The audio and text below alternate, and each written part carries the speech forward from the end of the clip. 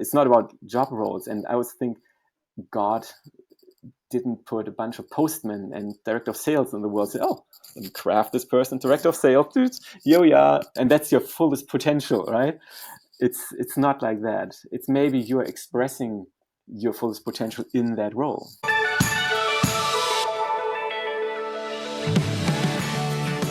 Hello, and you're with Aveline Clark on the 6-Star Business Podcast, where we have conversations about what it takes to be 6-star as a 6-star leader in a 6-star business in a 6-star world.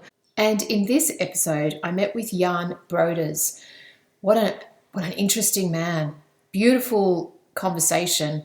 We went back to his, I guess, dark night of the soul moment that completely changed his life, where he had a big breakdown and it turned everything around for him and showed him a different path. And after a number of years, he found that path, he found happiness, and now he actually uses the challenges he went through to help others. Today, he coaches high performers from around the world. He consults corporates on how to implement stress management initiatives and leadership programs. He lives in Mallorca, Spain, with his wife and 2 children. It was a delightful conversation, and I hope you enjoy it. So here we are. It is another episode of the 6-Star Business Podcast. I am your host, Aveline Clark, and I'm here with my co-host today, Corey Sebest. How are you, Corey? Wonderful. Always happy to be back. Thanks. Excellent. And we've got a very special guest who it's just taken, I don't know how long to get here, but let's just say when I saw it in the calendar, I was like, yes, finally, we're meeting Jan. Jan, welcome to the podcast. It's so good to have you here. Yeah, thank you so much. Same here. It's my pleasure. Thank you. Well, let's get stuck into this. We want to get to know you, and our audience wants to get to know a bit more about you. So we kick things off by asking, I guess, a few questions to get to know you. So can you let us know where you are in the world, who you serve, how you serve them, and then maybe something you like to do when you're not busy serving people? Yeah. Okay. So I'm based in Mallorca, Spain. We've lived here for 4.5 years now. Originally, I'm from Germany, and it's been quite of a journey of getting here from Germany. So we traveled the world for 3.5 years in between. So I haven't really lived in Germany for probably 10 years or so. And now Mallorca is our new home. And when I say us, we are living here. It's my wife and our 2 sons. So and that probably also answers the questions: what do I do if I don't serve other people? I love spending time with my family and the 2 kids, and that's really very important to me. It's a great big joy for me. And what do I do? Who do I serve? We officially call ourselves executive life coaches, my wife and I. Just to sort of put together what we do. We sort of offer life coaching, but for high performers in a way, people who are really good at what they're doing. They're achieving lots of success, and then we support them in really achieving authentic success, maybe living a life and leading a business that is really true to them, not following somebody else's rules.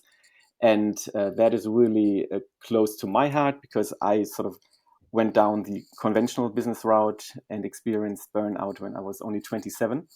And we can dive into that a little bit more. I collapsed in the middle of the hotel that I worked at the time at only 27. And that clearly was something you're not supposed to be experiencing anytime, but especially not at age 27. So that really sort of led me to learning a lot about stress awareness and mindfulness and just personal growth in general. And it's also my big sort of my catalyst or my why I'm so passionate about that type of work. And besides serving people one-on-one, which we really love, and we'll dive into the 6-star bit, I'm sure, as well, and what we think is 6-star about this. And we also serve organizations, especially in terms of burnout prevention and stress management. And again, that's really close to my heart, because I didn't work in such an environment back in the day. And so I really love creating a culture that is open to mindfulness, that where mindful leadership is sort of taken seriously. And that's really, really fun for me as well. Again, because of my personal story. Yeah. Wow. Well, given that you've already, opened that box, how about we go there? Do you want to give us an insight into the journey, perhaps, that has brought you here? Yes. Yeah. So this journey really, when somebody asked me how did it all start, it really all started, Corey, you lived in northern Germany for a while, so I grew up in northern Germany. It's a high school graduation party in the middle of the night. I'm not sure what to do with my life. And this one guy who had graduated a year before me, he told me, "Oh, I started working at a hotel. I think it'd be amazing for you. It would fit you very well. You can work with people. You can travel, which you love. I think you should work at a hotel, and you should work at Hilton Hotels. It's the best chain in the world." I said, "Okay." 3 a.m. with a beer in my hand. I said, okay, that's what I do, I'm sure. And then the next morning, that's sort of like the only bit I remembered of that night. And sure enough, I sent out a few applications to Hilton Hotels, and they invited me to apply and all that. And so I started my journey within hospitality. And but then I really, really enjoyed it, and got very competitive, very ambitious about it. That's how it all went. And studied hotel management after that, got into like a graduate management program, and was on track to becoming a general manager at the age of 30, which is quite early for those types of hotels. But then when I was 27, I think this was the 9th country already at the age of 27 that I'd lived in. And one morning I wasn't feeling so amazing going to work. It's like, oh man, this feels sort of weird. It's pressure in my chest, feels sort of nausea. Something's not right. And on the way to my office, I physically collapsed in the middle of the place. And then there was this very distinct moment. I remember I was laying there, all the people looking down on you, like shaking their heads. Oh no, that doesn't look good. And you're like, oh, please. And in Germany, you have those first aid courses when getting the driver's license. And they always tell you, oh, don't look down on people. You have to be on eye level. And now I know why, because it's just really, really uncomfortable. You're laying there and people just, oh, it really takes a long time, doesn't it, for the ambulance to come? It's like, oh, please, that's not what I wanted to hear. But I had this one moment, really strange, and sort of this voice or whatever thought comes up. Either you're going to die today or something's going to change. But both options are better than what's happening right now. And up to that point, I wasn't even aware of how bad I was doing. I thought everything was amazing. I had such a great career and had a beautiful girlfriend. We were living, in Prague at the time. Everything was amazing, I thought, but really I was feeling miserable. And that opened my eyes, and I embarked on this journey of self-discovery, personal growth, just for healing, right? Just for myself. I wasn't thinking about serving others at the time. And through that, I discovered, oh my God, this is amazing. I'd never meditated before. I'd never done yoga before. I'd never thought about thoughts before. I never thought about habits. It was all completely new to me, and was such a fascinating world. And it helped me so much that I really wanted to be active in that world. And first, I just worked for another seminar company, because I thought that'd be amazing. You can hang out at personal growth seminars all day and get paid for that. That's cool. And so then I started helping other people just on the side. And then I got trained as a coach. And then this all sort of started, 7, 8 years ago, that I did my own thing. And then the whole traveling bit started, because I went for coaches seminar in Bali, and my wife and I, we said, oh, let's just go for 2 months. I mean, when do you get to go to Bali, right? It's going to be amazing. Let's just go there together for 2 months. And then we never came back until today. So then we just continued traveling, sold everything, each had our one suitcase, and traveled around the world for 3.5 years, had a baby along the way at some point. And when our son was 1.5, we settled here in Mallorca, just for him, to give him a bit of more stability rather than crawling around airports and living in hotels all the time. Yeah. And so this is how we got here. And just continue to do our thing, to do coaching all the time remotely. Looks like the dream Yeah. of everybody, or most of people who would love to have that type of life. Thanks to a wake-up call with 27, I would say, right? Yeah. I was just wondering, you said it got out of nowhere that you just physically break down. So that there must have been signs as well, which you simply just ignored, I believe. I assume. Absolutely. Yeah, totally. So at the time, people asked me, oh, didn't you see this coming? And I genuinely said, no, I have no idea what's going on. And then, of course, I was on sick leave for an entire year, and a lot of time to reflect and think about life and what you've done. And so then moments came up, oh, during my studies, I sort of had slight panic attacks, probably in hindsight. I just wasn't feeling well. My heart was racing. Oh, there I was just sort of drinking every night on my own for a month, when transitioning to new hotels and living on my own in the hotel. So, oh yeah, that probably wasn't like normal, healthy behavior. And all those moments came up, right? It's like, oh yeah, this had been building up for a long time, probably for years. And as you said, I never took those signs seriously, or never even saw them as signs. It wasn't like, oh, that's a sign of stress or like unhealthy coping mechanism. I'll just ignore it, but I just didn't know it was a sign, right? And there's also something today I find really important for people to think about. Okay, what are sort of my signs when I feel stressed? And I think we each have our own behavioral or mental chatter, things like this, whatever it may be for each one of us, to even become aware of those things. And I wasn't aware of them at all. Yeah, as you say. How did that flip flop your values? Your values before that happened to you, and how did they develop throughout after the Yeah. time when you start becoming more conscious, doing your meditation, reflecting, and yeah, how did it change?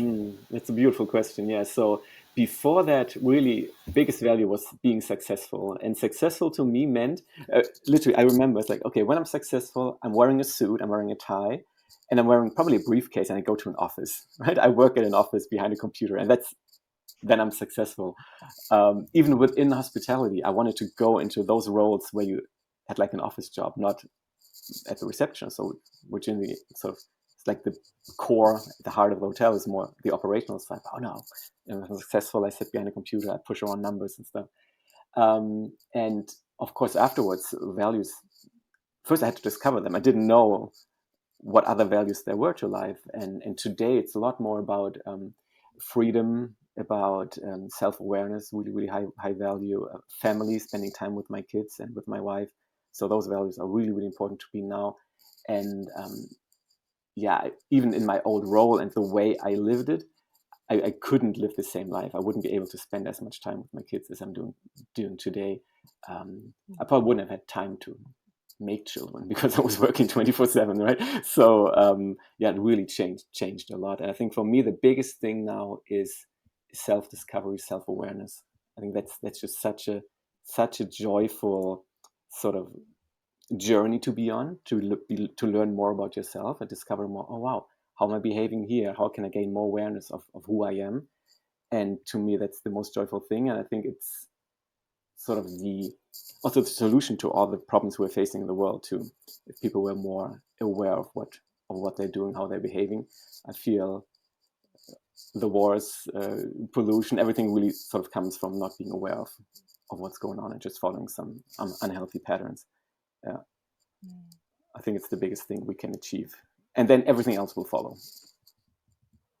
So interesting. You said all of that. I was just thinking as you were talking, it was a conversation I had with someone yesterday, and he was saying that, he practices this art of reflection, and to the point where even after a meeting, he'll book in time. And if he doesn't get time after the meeting, then he'll do it at the end of the day. But he reflects, and he gives himself this time to reflect. And a little part of me went, gosh, wish I could do that. And then I went, that's a silly reflection, Aveline, because I can do that. But here's this guy, he's living and breathing it. So he has this built-in habit to reflect on everything. And even to the point where if he's getting too crazy in his day, he'll get in his car and just drive for half an hour just to change his environment and his state. And that kind of made me think, what you were saying made me think of him, because whilst he used the word reflection, he's being self-aware, which is what you're saying. And I'm wondering, when you're talking with people and you're helping these high achievers, is it that they've just never been taught how to do this? Like, yeah, what do you find? I think so. Yeah, yeah. It's a completely new world we're opening them up to. Just like I had never heard of those things. Basic ideas like not every thought is true. Not every thought is your own. You have like, I don't know. Some people say 60,000. Latest study says 6,200 thoughts or so per day. It cannot be all actively thoughts, right? It's just you'd be busy thinking actively the whole time. And just basic concepts like this, or I'm feeling offended by my coworkers. that it's not necessarily true that you have to feel offended. You are feeling offended, but these are your feelings. It's your thing to deal with. It's not your coworker's fault. Just basic ideas like that. The majority of people has never ever heard of those. And people who are in really high positions, they're leading companies, they've sold multi-million-dollar companies, have never heard of those things. And you sometimes wonder, how were you able to achieve such a crazy level of success without having heard any of those things? But sometimes, and that's the tricky bit, this type of ignorance, and I'm not saying that in a judgmental way, this type of ignorance to it has helped some people as well, right? Or certain patterns. If you are really driven and you really want to prove to your dad that you're worth his love, and this is why you built this big company, or you become a Wimbledon champion or something like this, if you take that away, if you heal that wound, where's the drive, right? That can sometimes be the question that we embark on, and what's the true source, sort of inspiration of ambition and all. Yeah, but back to your question, yeah, many people have never heard of those things. Just like I had never heard of those and I achieved a good level of success at the time. So it's completely new, and I feel if we live in sort of like this bubble of personal growth and self-development, it seems like, oh, it's the most normal thing in the world, and what is there new to teach? But it's a tiny minority of people who are really reading those types of books, who are meditating, who are being self-aware. The majority of people are not. Yeah.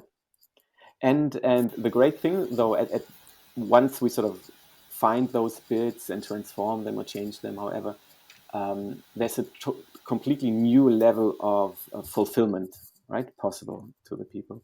It's just a completely new feeling of being alive, of joy, of happiness, and that's just really beautiful to experience. Yeah, to be part of, to witness, to be at the side of these people. Yeah. Mm-hmm. When you look back the last 2 years, 2.5 years with COVID coming in, and where we locked ourselves down, disconnected from other people, so the whole social system actually was paused. How did that change your work in the sense of, did your clients today are a little bit different than 2 years ago? Are they more into self-awareness? Are they coming with kind of underlying depression? Has the COVID era somehow impacted the way of how you work with your clients, and also the clients, how they are and with what problems they're coming to you? Have you experienced any change in that? Mm-hmm. Yes, it has developed in a way that I feel more companies have become open to the idea that they need to do something for their employees, for their staff members. Really, not out of goodwill and just, oh, this is because we're humans, want to support other humans, but just because when everybody was working remotely, it was just pure craziness in the companies, and kids, especially in Germany, right? Kids were still at home, schools were closed, the parents were still expected to work 8 to 10 hours a day and deliver the same results, and it just wasn't possible. So we had seen a lot more companies being open to offering something for their employees. So that has changed. Funnily enough, we see that going back again a little bit, because now, oh, everything's open again, everything's fine again. So go back to being normal, right? We can just kind of squeeze again a little bit, and everything that we had lost the last 2 years, now we can get out of the people because they weren't really performing well, right? Everybody was like on 70% maybe. So that's a really interesting development, which I didn't see coming at all. I thought there really would be more sustainable change, but we will see. I'm a bit surprised by that. Yes, more people, are they more depressed or so? Yeah, I think more people really had time to think about, and I think we were all confronted with especially how do you call them, interpersonal challenges that we didn't face before, within the families, or things like this. So that probably has changed it. Some people who were able to distract themselves in the past, those distractions were taken away. So all of a sudden we all had to face ourselves, right? Locked up. And I think this was sort of the hidden gift in that time, that some of us were able to become a bit more self-aware and notice, oh wow, if I can't go out drinking every Friday, how am I doing then, right? And it doesn't feel amazing in the beginning, of course, but it's the opportunity to grow, of course. Do you guys have a purpose, a goal you guys are aspiring towards with the two men company or one man, one woman company? Yeah, Luckily, it's your wife. So, is there a vision you are working towards in what yeah, you guys doing? yeah. So I think we both have our own vision. My wife's vision is more a world led by women, so it's like a female led world, and I support that. But my core is um, creating awareness, creating consciousness. It's just again, I think that's the whenever there is a conflict in a company, between teams, between whatever superior and staff member, uh, within families, even out on the street, people road rage. It's all a matter of consciousness. Like if they were just like, oh, that person cut me off. Oh, I don't have to. I don't have to feel offended by that. I don't have to feel offended. This person didn't signal or something. It's all just a matter of consciousness. So I think, again, as I said in the beginning, I really love creating that and creating consciousness for consciousness. Really opening the minds to the idea that there is something like that. And again, in whatever we do, this is what I try to follow. Whether that be there's this thing I'm doing. I'm talking at universities. I'm offering 104 free workshops or speaking gigs at universities because I feel this is where we need to start, right? Imagine if the graduates already were exposed to all that knowledge and those ideas. We'd be living in a completely different world. So again, I'm doing this because I want to spread awareness. If I go into companies, this is what I want to do. It never for me is about, I want to achieve better business results for the company. Yeah, that will follow, right? But my personal agenda is a different one. That was going to be my next question. Of course, I hope none of the companies are watching who are signing the checks for me to create better business results. At what point did you have that shift of focus? Was it after you'd had the breakdown and you had that year off?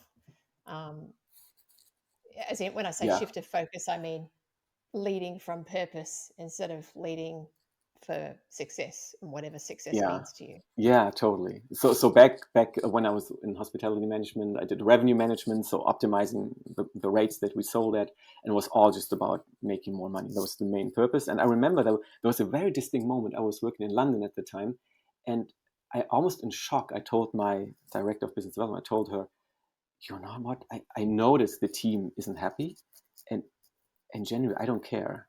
And I told her almost in shock, like, I don't care at all. I just want them to do better. And she said, oh, wow. And there was a moment I probably should have listened better. She said, oh, yeah, and that might be a problem in the future if this is how you think. It's like, yeah, but really, I don't understand them at all. I have no empathy for them at all. And Wow. and I was maybe a bit shocked because I thought I noticed others are feeling empathetic at the moment, but I don't. So my focus was purely numbers driven. There was no like humanity in that. And really this all, again, I share fun stories. So after I broke down in Prague, I went to Germany for 2 weeks. It's like, okay, 2 weeks off, you'll probably be better then, right? Some people told me I should drink a glass of wine, I'll feel better. Tried that, didn't work. So I went to Germany for 2 weeks. I was having such bad panic attacks at the time, though, that I couldn't stay at home alone. I couldn't drive. I couldn't go on the bus. I couldn't go in supermarkets. I could only be home alone. And you didn't have Uber Eats at the time, so you'd have to go out at some point. And so my dad and his wife, they had booked this sort of spiritual fasting retreat where you don't eat for a few days and blah, blah, all that stuff. And they said, yeah, you have to come. We booked this. It was really important to us to go, and you can stay in the same facility. Like you can eat, you can do your own thing, but we want to do our tea ceremonies and weird stuff like that. At the time, I thought, so okay, I'll come, whatever. And so I'm sitting in my room there apart from the group. And I thought, oh my God, these are all weird people, like in the mid 50s, 60s, walking the naked feet in the grass in the morning, doing tea ceremony at 10, and then meditating and not eating, and then in the beginning drinking the weird salt water to throw up and do what. And I said, oh, this is all just super weird. I just want to go back into my world where I'm a manager. I don't have time for shit like that, right? So, and then after a few days, I noticed, oh, I still feel miserable, but this old guy didn't eat for 4 days, and now he just did a 10K run in the morning. And, I'm too exhausted to even, I don't know, go to the bathroom, right? To just, I said, oh, and then I said, something's not right. Like, maybe I'm not the cool one here, but maybe there's something to learn from those people. And so then I started talking to them. I did like a session with one of the retreat hosts, and that completely blew me open. I felt like the sun was shining within my body. I was like, oh my God, I have so much energy. I feel so alive. This is all amazing. I want to go for a run now. Then I went for a run because I had too much energy and it felt really uncomfortable. Then I went on a bike ride because I didn't know what to do. And so that really, I think that day really changed so much. So, oh my God, this world, I'd never felt that way. I couldn't remember feeling that way at least. And what I thought was all hippie crap is actually, there's some truth to it. And I really want to learn more about it. So I want to learn everything I can about this world because this is amazing. And I need to open myself up to those things. But then, being the high performer that I was, I thought, oh, wow, I just learned all those secret weapons. Nobody else in my world knows those things, right? So I have a competitive advantage. I'll take those back to the hotel, and maybe I can be a GM by the age of 29, right? So I went back to Prague Sunday night, and Monday morning did yoga at like 5 a.m., did meditation, went for a run in the freezing cold, like at below 10 probably in March in Prague. And by the time I went to the office, I was exhausted because I'd done all my secret weapons in the morning.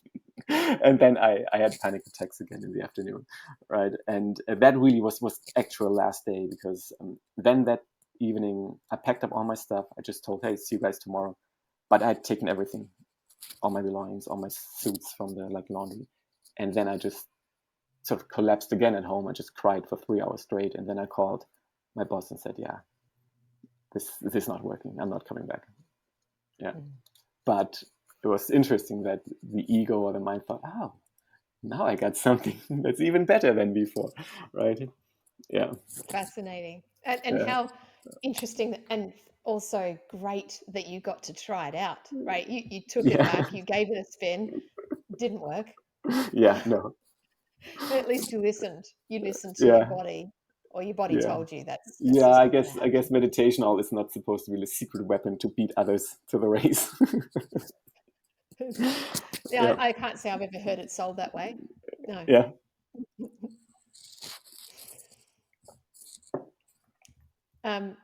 So who do you love working with now the most?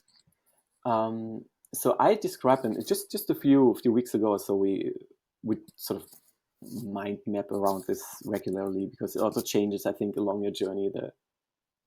However you grow, however you develop, so the people you love working with change as well.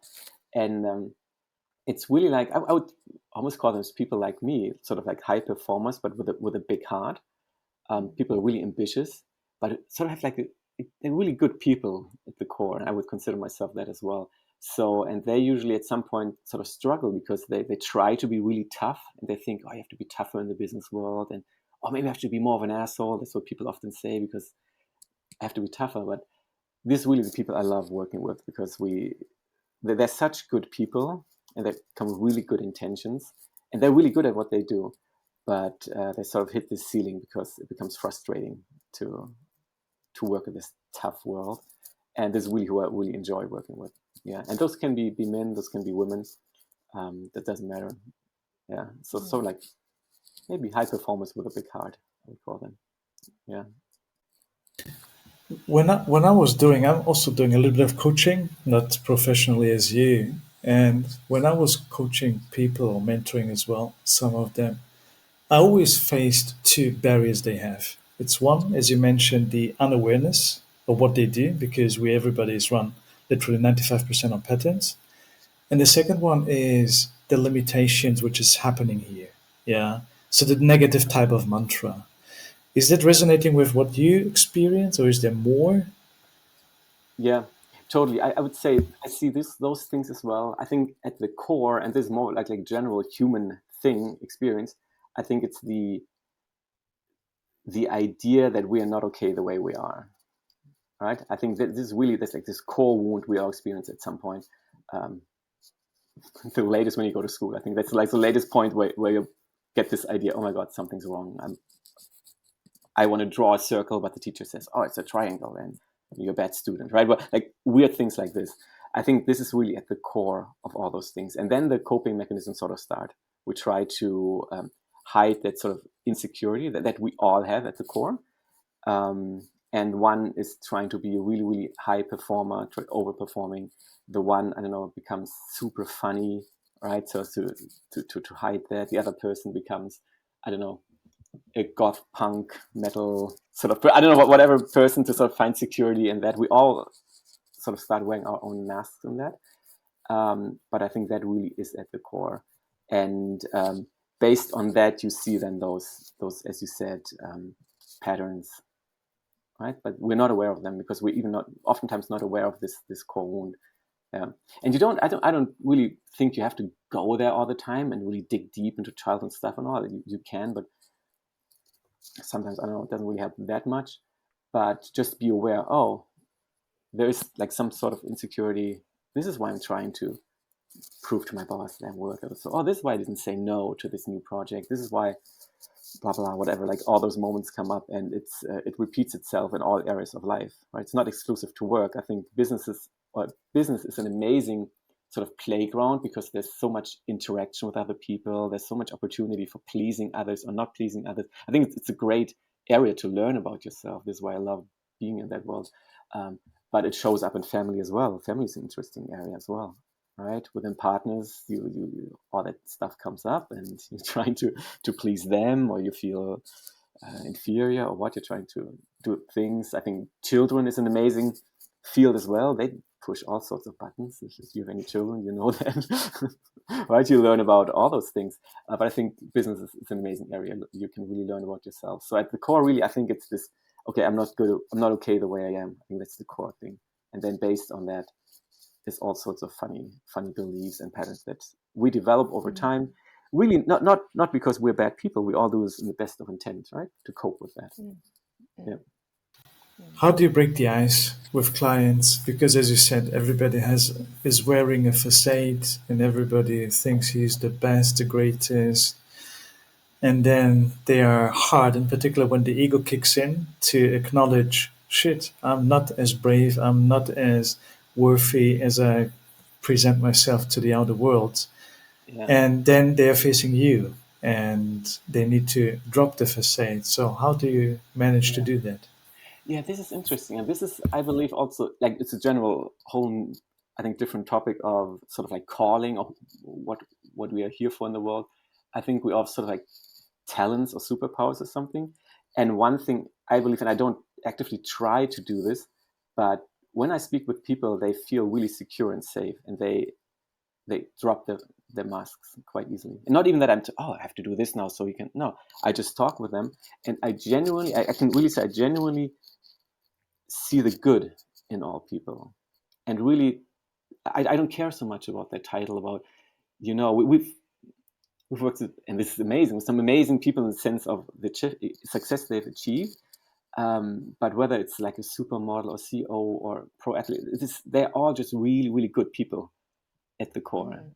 And there's something, I don't know what it is about me, that I always see that.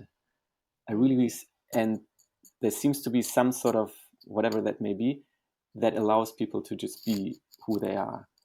And I think that's sort of like a gift, and it's amazing for this type of work because they can really open up. Yeah. And that is really then, now I notice this touching me as well, because it's so beautiful to see the core of a person beyond the title and role and whatever. It's just really, really nice if somebody just, oh, there's the person. Yeah. Of course, you do like runways during the day and New York Fashion Week and whatever stuff. It's amazing. Oh, but this is who you are. Amazing. Just a really, really beautiful person. And I think once you're able to connect with that and acknowledge that, it touches something in people, right? They're like, oh, wow, yeah, I am beyond all my success. I am this really, just like a human being, like we all are. Yeah. And this is just really beautiful. I think those moments are really, really nice. I love those. Yeah. And it's not really like breaking the ice; it's more melting it. Yeah, I can feel it. Yeah, you have a very gravitating nature where people are dropping fears, whatever they have.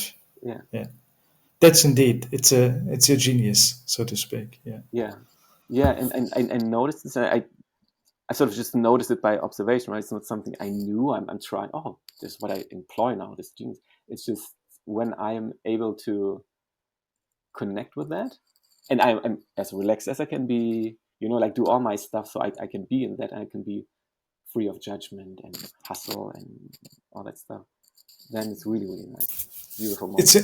it's interesting when you get closer and more connected with your innate nature. Yeah, that you tap into this flow because you just said the story, the anecdote you mentioned with talking to your manager, sensing the team is not doing well, and you literally said, actually, I don't give a shit. I wanna become general manager with 28 probably even. And then today, yeah, you said this is the most fascinating experience you can have as a coach, helping others to reflect and put the mirror up, yeah, and then accepting the person they are behind this facade, yeah. Yeah, yeah. And we have a saying in Germany which is from Saulus zum Paulus, yeah, from the bad boy to the saint, so to speak, yeah. And that actually reminds me of that. Yeah, yeah, and I feel like in my own journey, I also try to sort of mask that, um, let's say maybe like love or softness or just humanity by being really tough business person, right? The same that many people I think are trying today, and I love supporting them getting out of that because I probably at the time I was a bit too much for me, like with all that sensitivity. And if you're sensing all this and trying to see the good in everybody, it didn't work in the world. I just tried to like be really tough and be like a really good businessman and wear my tie and my suit and all that. And yeah, yeah, really total change in that sense. And it's also, I think, just a big realization what you mentioned earlier, the question about values, right? And what true success is. So now I see it differently. I'm not so blinded by material success or status of those amazing things, and we all probably have some ambitions in that direction. It's amazing, but not being blinded by that. Yeah. Um, Given that we're always evolving, even those that are driven by success and have got no idea about mindfulness, as they reach for their goals at the top of wherever they are, how important is it for someone?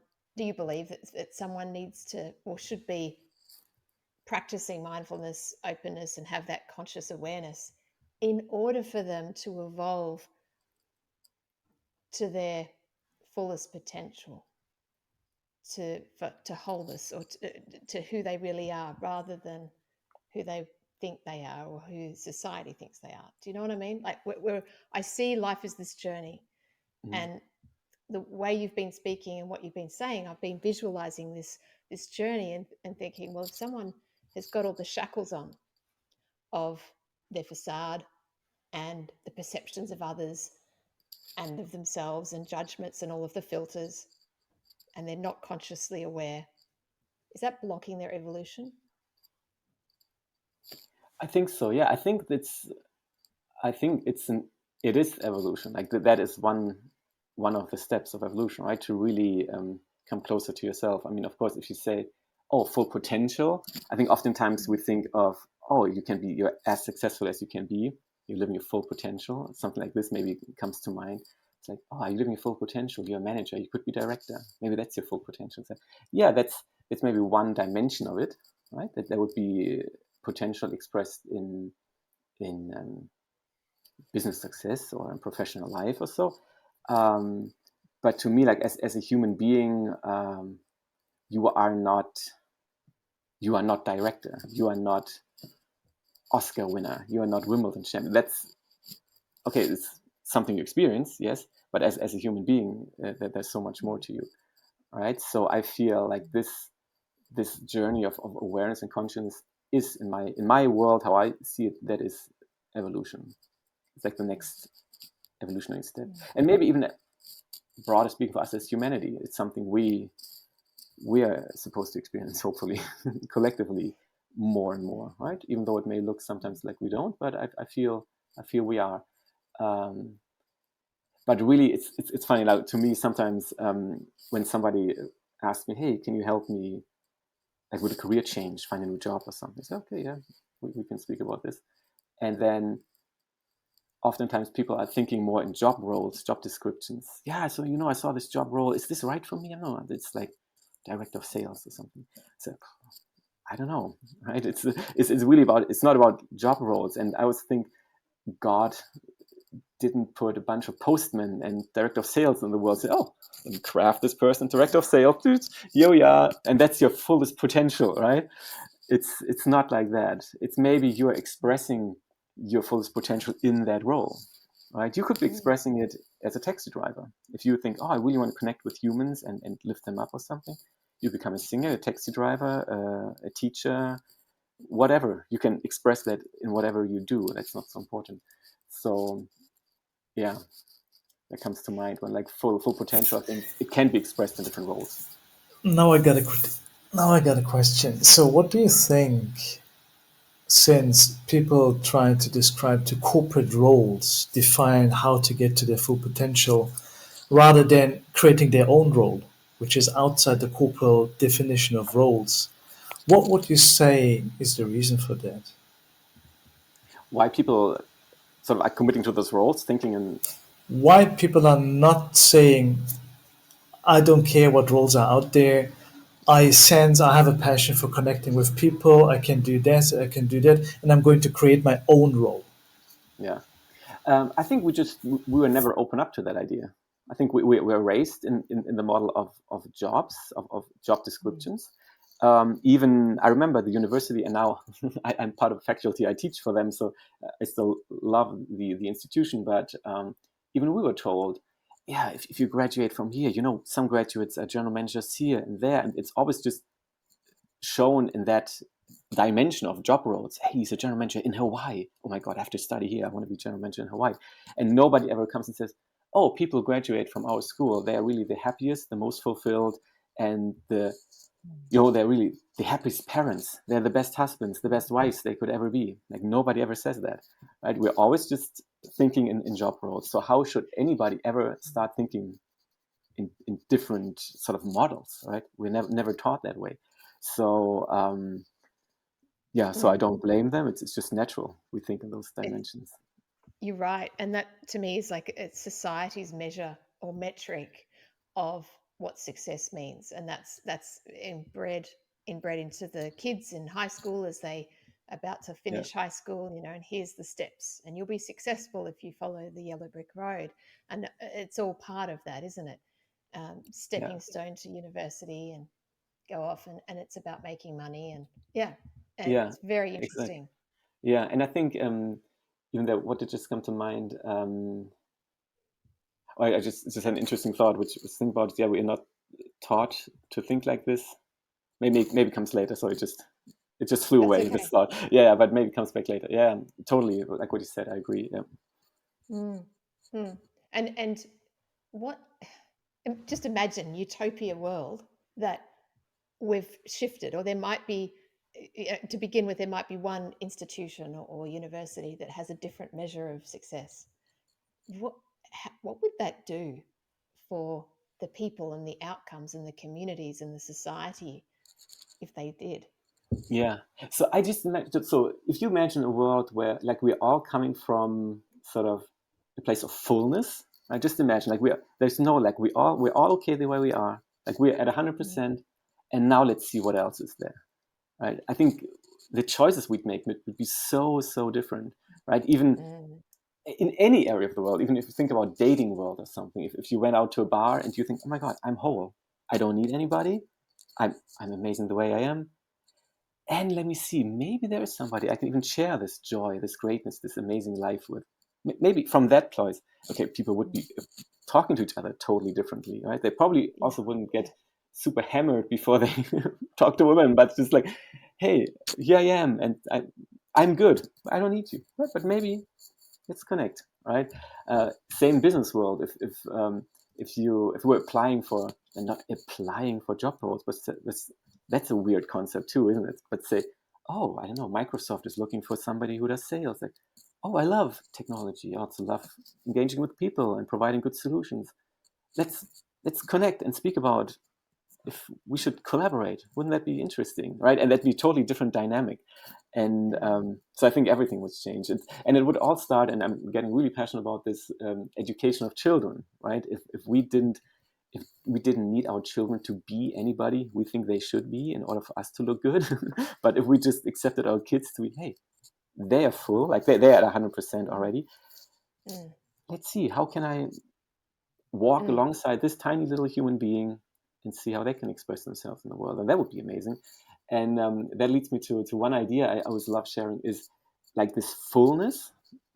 I love to describe this as a completely different measure of unit of measure as success or happiness or something. That's, let's say, kilograms is your fullness, and maybe the other thing is meters or something. There's nothing to do with each other.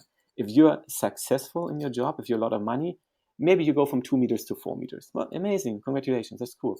But you're still at 100 kilograms. Right? If you lose all your money, you're still 100 kilograms. If you make $1 million, you're still 100 kilograms. This cannot be changed. And this is within all of us. There is one place within all of us, so whatever we call this, it cannot be changed. Whatever, if somebody hits you in the face, it's untouched. You're still amazing. You're still full. If you hit somebody in the face, you're still amazing. You're still untouched. This is, this to recognize this, to connect with that place, the world would be completely different. Right? We wouldn't need anything from everybody. We wouldn't need anything from ourselves. And still, I think we wouldn't be all lazy bums living somewhere in the woods, unless we choose to, which is also fine. But there would be such a different level of inspiration that we come from. Say, oh my God, I don't need this, but I feel really passionate about it. Yeah. I just want to share a story. I caught up with an old client of mine today, and she just looked so different. I hadn't seen her in a number of months, and her face was just beaming. She just looked amazing. And then she just bubbled over and told me about what changes had happened in her life since we'd finished the work together, which was on her business and her positioning and her customer journey and all this. And her business is going great. And her business grew after she worked with me. And what she found was that it didn't fuel her. It didn't light her up. And obviously she was going through some process after that. She went through a period of kind of being flat and lacking, very lethargic and down, got through it. And then synchronicities happened where suddenly she became a foster parent to some kittens. And next thing you know, she does this and absolutely loves it. And then she does some more. And then she's got this arrangement with the local pet shelter. And she tells me delightedly all these stories and how she's helping these kittens and helping to train them and give them love before they go off to their forever home. And she said, if I could just do this forever, I would be the happiest person alive. And literally my business is going really great, but that's just allowing me to do this thing, which actually is what I'm here to do. Mm-hmm. And it just reminded me of what you just said, because I feel like now she is whole because she is giving and she's becoming more of who she really is. She's expressing herself and using the gifts that she's got and the love she's got in the way that works for her. And I just she was literally radiating. And it was just beautiful, really beautiful. So yeah, it just resonated with what you were saying. Yeah, it's beautiful. Yeah, absolutely. Isn't it amazing if you even if you meet some people, right? There's something like a glow or radiance or something. You see, oh wow, somebody has, like, they're more connected with themselves than others, and they can be dressed in whatever way they want to be dressed. This all doesn't matter. There's just something about like radiance, or they shine. Oh wow, really, really, and people. It's fascinating too, right? I notice this too when I walk in the streets. Like, oh wow, this woman or man looks different. Right? It's also a different look than happiness. It's like a radiance. That's nice. Absolutely. Tell me what purpose means to you. How does Ooh, purpose play a part in your life? yeah. I think it plays a big role, um, in the sense that whenever I make decisions, I try to align it with that. Right, again with the, okay, does this add consciousness to the world or not? Um, Mm, and the same in terms of feelings. I'm just thinking about the feelings too. This is what I line it up with as well. The purpose. Okay, how do I want to feel? Okay, does this make me feel this way or not? But I really, really try to. I say try to because, of course, there's also one part of me that is calculating or thinks about, is this a good business decision or not? Um, but I consciously try to connect myself with the, okay, is this purposeful or not? Is this adding consciousness to the mm, world or not? And then usually the rest follows. I find this, mm, although this like trained mind that was trained in Western society doubts that from time to time. Think, no, you mm, have to do this, you have to work harder, you have to more, and then I always go back to no, stay on purpose, right? And sometimes some decisions there are totally um, crazy in terms of traditional business, and you're like giving away thousands of euros for something that's like, oh, you can't just give that away, you could have sold this. But sometimes it's just, no, it feels right to be giving this to somebody, or mm, passing on certain opportunities, or accepting mm, ones that seem really, really not logical at the time, but then they turn out to be something amazing. Yeah. yeah. So I'd say it plays a big role, and I constantly try to stay on that path, Mm, mm. even though some voices like,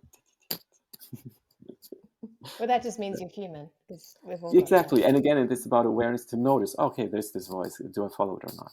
Right. Mm, Yeah. mm. Yeah. Oh, I And love that. yeah, and so purpose. And again, we have this whole idea around purpose. We call it calling, and I think we all have something like this, sort of like a, how do you say, red thread through your life, like a topic or something that really, that you're Mm, confronted with again and again. It's usually something that you get really, really emotional about in a positive sense, but also in a negative sense. mm, So if people are really unaware and make really, really unconscious decisions, sometimes you can be really, really annoyed by that. If and say, oh wow, there it is. But at the same time, I feel really, really moved and touched if somebody is in connection with that. And if we sort of try to bring that into the world, whatever that may be for us, like for your client or previous client, something with the kittens or whatever that may be, right? If we are then combining that with gifts that we have, something really beautiful happens, in my experience and opinion. And then the whole question probably comes up, okay, are you born like this? Are you sent to this world in order to fulfill this purpose or not? And I sort of stop the discussion there because I don't care. Because I think, okay, what if God sent me? What if not? It doesn't really make a difference. mm. Now I'm here, right? I think Yeah. for me personally, it's not it. I'm not so interested in that. Um, Same with the gifts, right? Have you learned them maybe early on through certain experiences? Like I've sort of learned this, seeing the good in people. Or was I born like that? Doesn't matter. Now it's there, but it's sort of like a Mm, talent, a gift that I have, and I love using it for the purpose. Yeah, and mm, then I think it's really, really fun. Something really magical happens. mm, Yeah.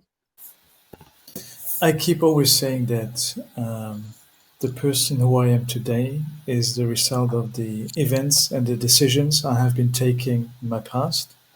There has been a lot of stupid decisions, bad decisions. I have been going to similar things like you. Evelyn has also her story.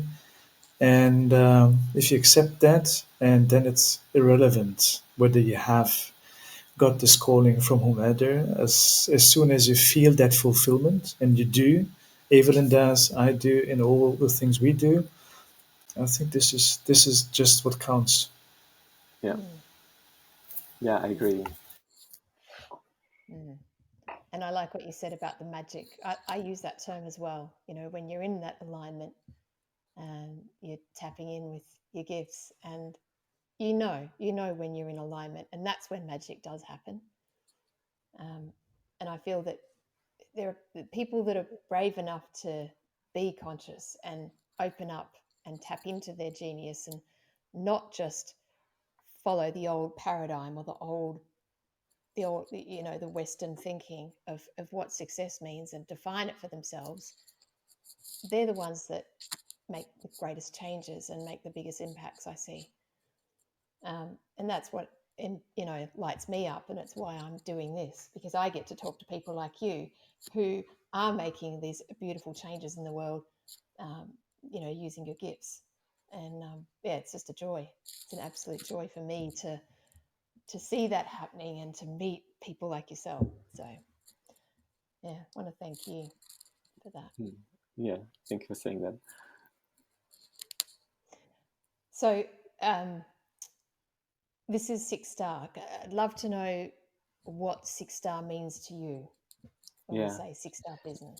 Yeah, and this is really why I was drawn to your podcast, or to the whole idea of 6 Star business, because that's an interesting concept, 6 Star, and coming from hospitality, 5 stars being sort of the ultimate, and what would add a 6 Star, and traditionally I was thinking, it's a level of service, right? It's like, it's a better service in this facility. They all have pools, they all have restaurants. It's a level of service also, and to us really, where we feel this is like the extra bit, the extra star is personalization and being more individual than others, and where in terms of the business world, where most is going more automatic, like more scale. Okay, you can scale with group, you can scale evergreen webinar, blah blah, online funnels, all that. We are going completely the different route, in more individual, more one-on-one, even more working closer with the people. And just yesterday, funny enough, we're thinking about, we came across this word, confidant. So it's like being like somebody who's really like a trusted advisor, a trusted person in somebody's life, and who's really walking alongside that person for a period of time, rather than, let's check in every now and then. But we really want to be next to that person for a while and live life together,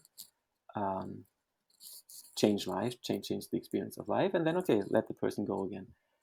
But I would say this is the 6 Star, being as individual, as personal as can be, and being like a confidant on the side, at the side. Yeah.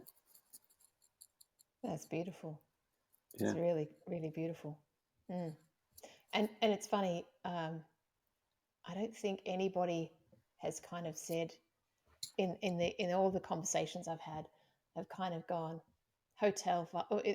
Someone referenced it once, but then went off, and everyone's answer has been a little bit different, and yours is different as well.